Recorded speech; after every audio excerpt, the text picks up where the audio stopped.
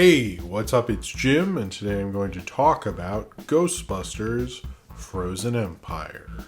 Any Ghostbusters film, I think, comes with a lot of baggage. Recently, since the 2016 one, Ghostbusters Afterlife, and then we have this one. And the idea of a fifth Ghostbusters movie, I was a huge fan of the movies and especially the cartoon when I was a kid. I didn't think after about 95 there should have even been a Ghostbusters 3, so I was never one of those guys. And I never liked this whole let's get the team together thing, which the last two movies have been at this point. When I saw the idea of the trailer and the concept of this, I thought, okay, this seems like the cartoon. This actually seems like something different for the Ghostbusters, maybe the first time since Ghostbusters 2 came out when I was a kid. So I was actually a little more interested right off the bat. I was intrigued. I felt kind of silly seeing a Ghostbusters movie. Felt a little basic. I think this film is much like what happened with Halloween Ends, where you have a pretty cool movie in here somewhere. This is actually Halloween Ends, with all its problems, might have gotten the interesting part given it more time than this. But this movie has actually a cool plot within this film, but it has to do all of the original Ghostbusters, all of the kids from the last one, Paul Rudd and Carrie Coon, Finn Wolfhard, who isn't in it enough, just all this stuff, and to a point where towards the end they're cutting between all the people in this fight, and then they cut to this ghost. And I'm not trying to be funny or make a point. When I was watching it, I went, oh God, I forgot half these people were in the scene. It was jarring. It was like an airplane scene. Zaz made it. And they just kept cutting to random things. It lost me. I was like, what the fuck is going on? I've seen movies where they have all these different people and it's a crossover event and I can keep up with all that. This is the first time it broke me, where I'm who is that? What the fuck is what's that? Oh, she's here still? Does that make, and this movie doesn't fully make sense. There are huge things that it just abandons because why not, and brings people in, and it's such a fucking mess. Does it work better than the last two? Absolutely. It sort of gets what I want from a Ghostbusters thing, which is to be like the animated series, which is where most of these people's nostalgia is for, despite the fact that they all claim it's the movie. I'm serious, it's 100% the show. It is the show. Just admit you grew up with the show. I don't understand why that's such a big deal for people. Just admit it, whatever. But this is like that. It's probably the first one that's really been like that. It has fun with a particular concept where the girl played by McKenna Grace has a relationship with a ghost, which is actually really cool and interesting. But everything else about it sort of kills and stomps that out so hard that by the end you're almost forgetting that there could have been something cool here. Ghostbusters itself has a way of kind of stopping through its stubborn fans and its insistence to act like everything about the original is legendary and noteworthy, kind of stops it from being anything new, which is honestly probably something this franchise has become a little too comfortable with. So Ghostbusters Frozen Empire is about the team family, the Spanglers, Egon's family, comes back to New York, and they stay at the firehouse and all that stuff, and they're fighting ghosts in New York, and Paul Rudd's with them, but in a relationship with Carrie Coon or not, I forget, and they don't specify, so whatever. It's sort of like a family thing, I guess, and it's him, Carrie Coon, Finn Wolfhard, and McKenna Grace, and McKenna Grace is kind of told she can't be a Ghostbuster because she's underage, and the city has problems with that, and then she starts a relationship with this ghost in Washington Square Park where they play chess and stuff. This doesn't exist, by the way, in real New York. Sometimes they drive out to places and I'm like, wow, that's very underpopulated. Where the fuck? Okay, guys. I was just you shot this in New York, but you blocked off a lot of streets. They also did shoot, actually, this is a very much a side note, but they did shoot when the fires came and stuff and everything was orange. I think that was in a Casey Neistat video and everything. They did shoot some of the stuff with the the Ecto-1, and I was kind of curious if they found a way to incorporate that footage, because it was obviously going to be orange and stuff, into the film, but I don't, if they did, they color corrected it. So boring. That is the one piece of behind the scenes thing I want to know. But she starts a relationship with a ghost. At the same time, there's a big demon thing that's coming around and is in this like weird ball thing, and Kumail Nanjiani is involved, in Patton Oswalt as well, and there's so many characters you'll probably forget that some of them are still in it as they try to go up against this big demon thing, and McKenna Grace hangs out with her ghost buddy. This movie has a lot of people in it, and a lot of people who are very happy to be here in the movie, except for Bill Murray, who I think is just here now because of his whole like sexual assault thing, and he can't seem to get as much work, so he's probably just like happy to work, but not super happy to be that involved in the movie. He's just sort of shows up because he's Venkman, but he's not doing the Cary Grant thing he did in the first original 2 Ghostbusters. So you kind of sit there and they're like, I mean, there he is. He's literally been in every Ghostbusters movie. It's not even like, if he's alive, he'll be in one, but it felt like he definitely needed to do it this time because everything was going on. But everyone from Paul Rudd to Carrie Coon to Dan Aykroyd especially looks so hyped to be in this movie. Like, they're like very excited, they're very happy to be there. Dan Aykroyd, I feel like, is smiling every time McKenna Grace asks him a question. He's just like so happy to be there. I almost like don't want to knock it that I did find that annoying, because it's like, oh man, you're just an old guy who's like so into this. I kind of like don't, it's like, it did annoy me when I was watching it, but later I was like, I don't know, let him just let Dr. Detroit have his day. Let's leave him alone. Let's Dan Aykroyd can have this one. He hasn't done anything problematic that I can think of, so I'm sure it's fine. Ernie Hudson also, they actually give him something to do and use it to his advantage. Annie Potts doesn't get enough to do, but she is also Bo Peep in Toy Story, so I think she's okay. People don't talk about that enough. The main cast, which I just went through a bunch of people. There's a main cast, but like Paul Rudd is not as fun as usually is. They don't give enough time to develop him. Like that, I didn't know like what his relationship to Carrie Coon was. I was like, are they like buddies that sleep in the same bed? I don't know. It's 2024. People can do what they want. I don't have to judge. Apparently they're going out. I learned that. Finn Wolfhard does not get enough to do, even though he has a pretty cool subplot if you expanded it, which was him trying to catch Slimer in the attic, and even like sort of just drop it at some point. And I was like, this could have been like a funny little subplot throughout the entire movie. I would have actually enjoyed that.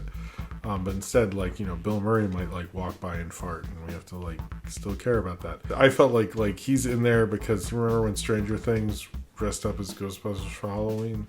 Remember that? So that's, I guess, I don't know. He seems, I think they should have let him just fight Slimer. They really did not utilize him as well as he is. This is directed by Gil Kenan, who directed Monster House, but also directed the remake of Poltergeist, which is sort of a, kind of not good. I think in some ways you could tell he's someone who's worked in animation with Monster House because of how this very much was like the animated series. It sort of played around with the Ghostbusters that he sort of had a better visual eye than you expect on certain scenes, but he really I think, I know Jason Reitman sort of got thrown into making another one because he really absolutely needed to hit it at a certain point, but I think Gil Kenan, it feels like, because he did co-write the last one, he wants to continue this on, but he knows he has to carry on all this weight, but he just doesn't really have a perspective for most of it. It's why bring back all the kids who were in the town from last time?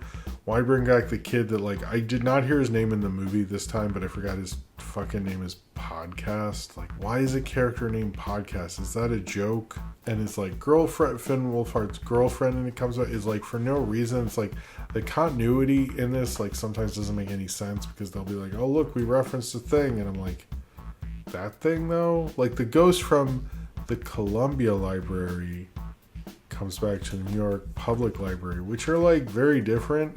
So why would that ghost be back there? I don't know. It's they have all this detail, but it's they don't know what library your ghost in. There's different branches. Learn the library system, Ghostbusters. I understand. It's just stuff like that hurt it, but I do think it's this reminds me of Halloween Ends, where the story of her and the guy and like he's becoming a serial killer and stuff, and like that was very interesting. All the stuff with like, oh, we're finally going to take out Michael Myers. It felt like a different movie, and it did feel like several movies at once. But like McKenna Grace, who is really, really good as Phoebe Spangler, like, and the look is perfect, all that stuff, and I think she had a really interesting subplot where she like kind of, I would say her and this girl Ghost, it's a friendship, but it kind of plays off as kind of queer coded and stuff like that. I don't know. I mean, I think it's like super heavily implied, but it goes to some interesting places. And I actually was like, this would be a cool movie in itself. I really wish they just focused on it, and maybe Gil Keane could have just like made it just about like the newer Ghostbusters, and like they just, the older ones, I don't really need to see them anymore. It's like, this point, it's like, yeah, I get it, it's amazing, they're back, but I still feel like, and this is sort of related to my Kung Fu Panda 4 review, where I was saying, like, that's not a great movie or anything, but the idea of just, like, let's go on another adventure, not all these adventures need to be world-ending, and, like, because it's world-ending, we gotta get everybody back, and it's, like, that kind of stuff just seems so silly. It's like, I would have just, like, I just want to see them go on an adventure that's interesting, and, like, them, like, her having a relationship but maybe more with a ghost is like, that's kind of interesting. Like a Ghostbuster being friends with a ghost, like that doesn't sound like, other than Slimer, I guess. Oh, so I guess they did that before. Well, anyway, this is a deeper relationship than I guess the relationship with Slimer, but it's legitimately a great idea.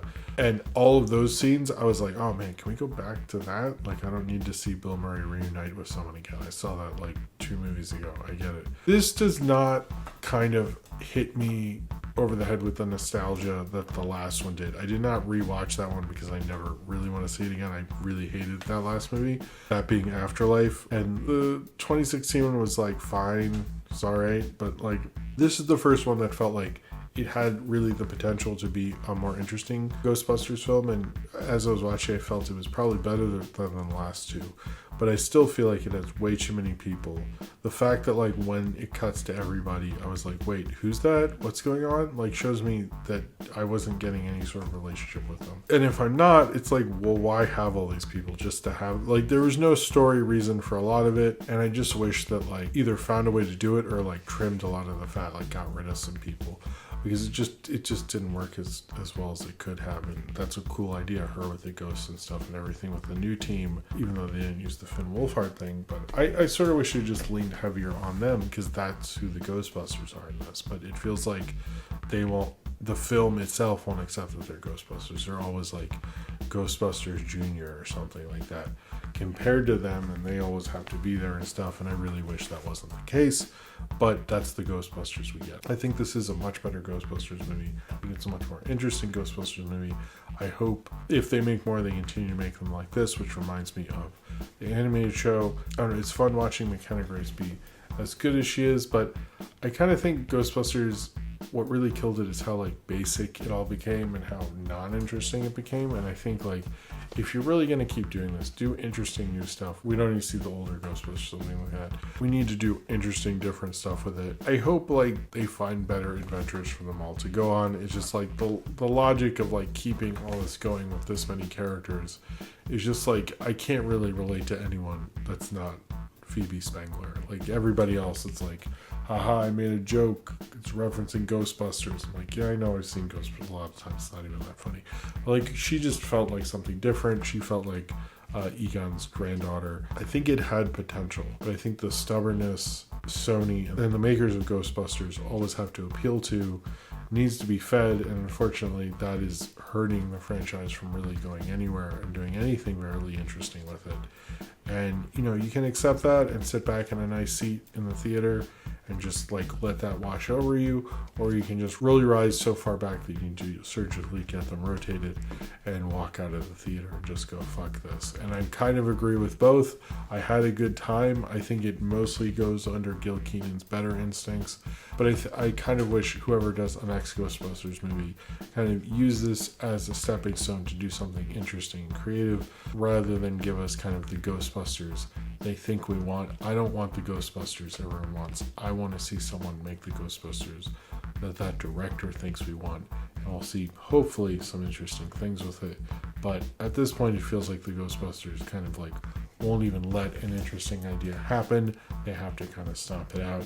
And as cool as it is for a teenage girl to have a relationship with a ghost while she's busting ghosts, we still are kind of beholden to whenever the living Ghostbusters want to show up on camera. And that's always, unfortunately, going to be the movie as far as Ghostbusters is concerned right now.